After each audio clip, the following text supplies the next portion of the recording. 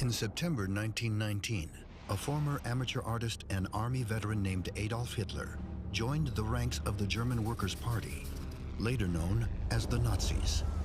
It was a decision that would have a profound impact not only on Germany, but the entire world. The atrocities committed by the Nazis at the height of their power are staples of every lesson on World War II. But just how did a democracy like Germany fall under the sway of a tyrant in the first place? It all goes back to Germany's loss to the Allies in World War I. German leaders were forced to sign the Treaty of Versailles, agreeing to shrink its armed forces, give up land, and pay large sums of money in reparations, weakening its already unstable economy.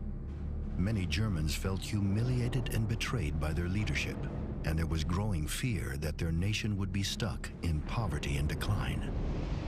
In this climate of bitterness, Hitler rose to prominence. A gifted public speaker, he captured the people's disillusionment with a series of speeches calling for a stronger, unified Germany. He insisted that one group was to blame for the nation's post-war misfortunes: the Jews. Hitler and his followers attempted a government coup in 1923, but the plan failed. Hitler was jailed for treason for 9 months, but the publicity from the failed coup made him more popular than ever. Then, in 1929, the Great Depression hit, destroying the German economy overnight and leaving millions unemployed.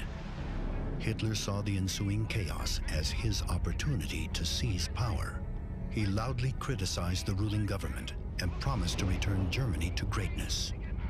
Long-suffering Germans believed they had finally found their savior. In Germany's 1932 elections, the Nazis won a majority of seats in parliament, and Hitler ran for president. Though he lost, his soaring popularity inspired President Paul von Hindenburg to appoint him chancellor, the head of the German government.